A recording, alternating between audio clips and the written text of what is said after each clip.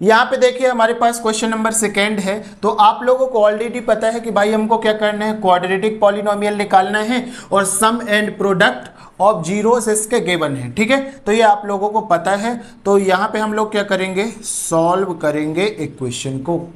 और हमारे पास क्या दिया है भैया, तो यहाँ पे लिखोगे आप लोग गिवन है, क्या गिवन है, अल्फा प्लस बीटा, मतलब सम ऑफ जीरोस क्या होता है, alpha plus beta is equal to क्या दिया हमारे पास, अंडर रूट 2। तो यहाँ पे भी लगा दो अंडर रूट 2। इसी तरीके से प्रोडक्ट ऑफ जीरोस क्या है, 1/3 हो जाएगा। तो मतलब alpha into beta is equal to क्या हो जाएगा, 1/3। यहाँ पे कोई दिक्कत नहीं है भैया, इसको हम, ये हमारे पास दिया है उसी को हमने यहाँ पे लिख लिया है। फिर इसमें क्या करना है, let the quadratic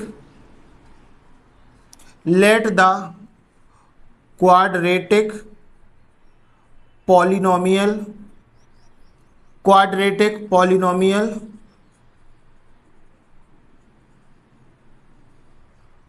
equation ax square plus bx plus c is equal to 0 and its zeros क्या होते हैं, जीरोस अल्फा एंड बीटा।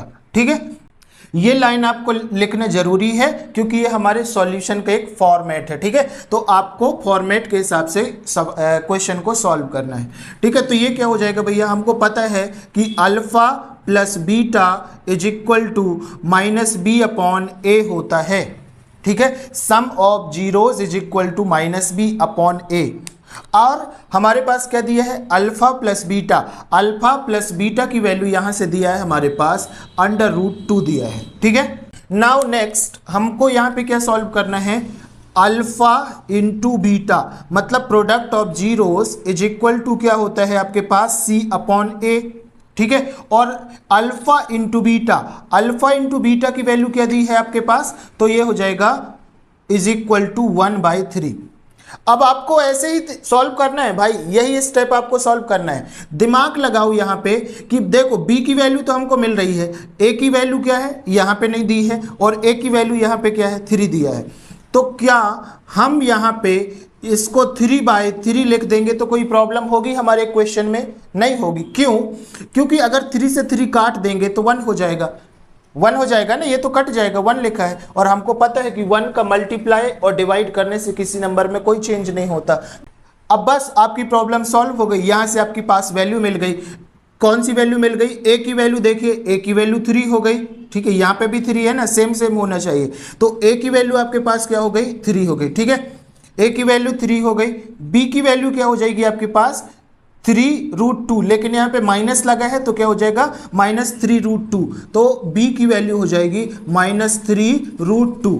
ठीक है, इस तरीके से आपको लिखना है। और c की वैल्यू बताइए, c की वैल्यू 1 हो जाएगी, c की वैल्यू 1 हो जाएगी। तो c की वैल्यू आपके पास क्या हो गई, 1 हो गई। इस तरीके से आपके पास a b c की वैल्यू मिल गई।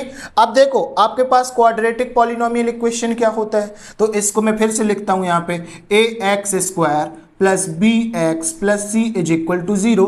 बाय द वे यहाँ पे हमने ऑलरेडी लिख दिया है। ठीक है, ताकि मैं यहाँ पे इसलिए अलग से लिख रहा हूँ ताकि आपको वैल्यू पुट करने में कोई प्रॉब्लम ना जाए।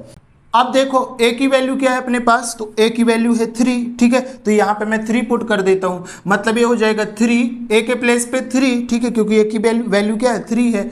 x स्क्वायर है तो x स्क्वायर की जगह पे x स्क्वायर लिखो, प्लस है तो प्लस लिखो। अब देखो b की वैल्यू क्या है भैया, b की वैल्यू है -3√2। ठीक है, तो यहाँ पे क्या लिखोगे आप लोग, ब्रैकेट में -3√2। आपको किसी भी सिंबल के साथ कोई छेड़खानी नहीं करनी है, नहीं तो आपके आंसर गलत हो जाएंगे। ठीक है, फिर ये प्लस है तो हम लोग यहाँ पे प्लस लिख दिए। अब c की वैल्यू क्या दी है हमारे पास, तो c की वैल्यू दी है 1। ठीक है, तो यहाँ पे हम लोग क्या लिख देंगे, 1 लिख देंगे। इक्वल टू 0 है तो इक्वल टू 0 लिख देंगे, कोई दिक्कत नहीं है। यहाँ पे हमने a b c की वैल्यू पुट कर दी है। Now when you solve this problem, so ये क्या हो जाएगा हमारे पास, 3x का स्क्वायर, ये प्लस और ये माइनस, प्लस माइनस क्या हो जाएगा, माइनस। ठीक है, ये हो जाएगा 3√2, सॉरी यहाँ पे x भी है ना, तो यहाँ पे x है तो यहाँ पे x भी लगा देना, तो ये हो जाएगा यहाँ पे x। ठीक है, प्लस है तो प्लस लगाओ और 1 है तो 1 लगाओ, is equal to 0। It is your answer. It is your answer. ठीक है, यहाँ पे कोई प्रॉब्लम नहीं होगी। तो सेम हमने क्वेश्चन नंबर 1 के जैसे किया है। ठीक है, मीन्स कि हमको आने वाले सारे प्रॉब्लम ऐसे ही सॉल्व करने हैं। ठीक है, अब यहाँ पे हम लोग इसी का थर्ड वाला प्रॉब्लम सॉल्व कर लेंगे। ठीक है, कौन सा प्रॉब्लम? थर्ड वाला। यहाँ पे थर्ड प्रॉब्लम लिखते हैं।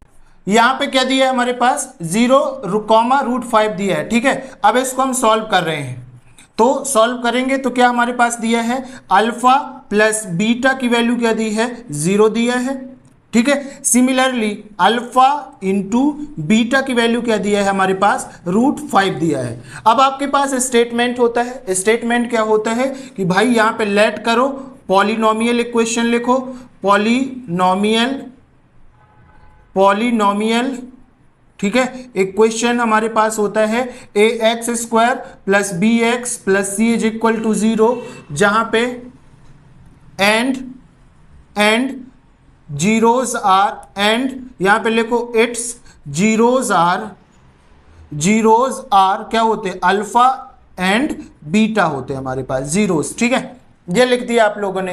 अब आपको क्या पता है कि भाई alpha plus beta is equal to -b/a होता है कि नहीं? ठीक है, ये लिख दिया ना। अब अल्फा प्लस बीटा की वैल्यू हमारे पास क्या दिया है? यहाँ से 0 दिया है। ठीक है, अल्फा प्लस बीटा की वैल्यू क्या दिया है? 0 दिया है ना, तो यहाँ पे हम लोग क्या लिख देंगे? 0 लिख देंगे। ठीक है, सिमिलरली हम क्या निकालेंगे?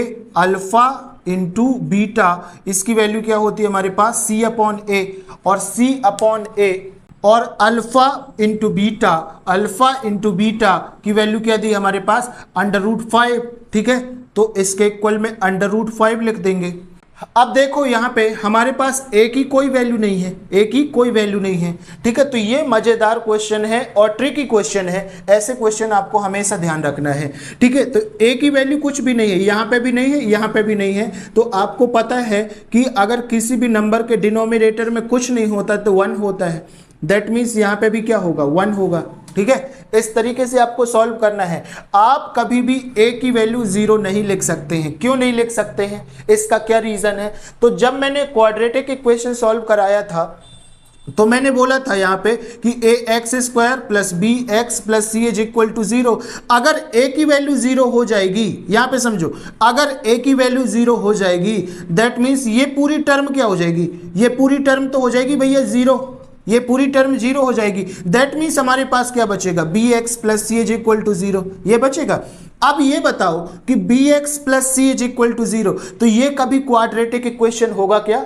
नहीं होगा। कभी क्वाड्रेटिक इक्वेशन हो ही नहीं सकता, क्योंकि क्वाड्रेटिक इक्वेशन की पावर, मैक्सिमम जो पावर होती है वो 2 होना चाहिए, और इस इक्वेशन में मैक्सिमम पावर 2 है क्या? नहीं है। इसलिए हम कभी भी, ये चीज ध्यान रखना भाई, इसलिए हम कभी भी a के प्लेस पे 0 नहीं लिख सकते हैं। ठीक है, ये बात समझ में आ गई आपको?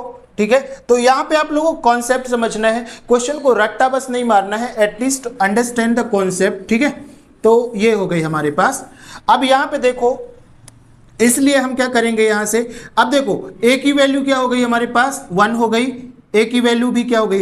यहाँ से भी a की वैल्यू क्या हो गई? तो 1, मतलब a की वैल्यू क्या मिली आपको? 1 मिल गई।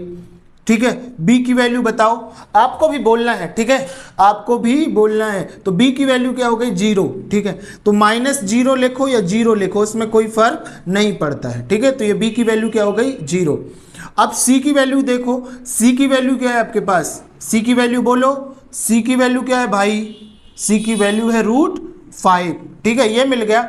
अब इस वैल्यू को हम क्वाड्रेटिक इक्वेशन में पुट कर देंगे, हो गया। अब क्वाड्रेटिक इक्वेशन क्या है? ये लिखा है। अब वहां पे तो लिख नहीं सकते वैल्यू को, इसलिए मैं क्वाड्रेटिक इक्वेशन यहाँ पे भी लिख देता हूँ, ax² plus bx plus c is equal to 0। आपको भी साथ में बोलना है, क्योंकि आप भी बार बार साथ में बोलोगे तो ये सॉल्व हो जाएगा। ठीक है, और आपको याद भी हो जाएगा। तो now put the value, a की वैल्यू क्या है? 1, तो यहाँ पे लिखोगे 1x² लिख दिया, प्लस है तो प्लस लिख दिया।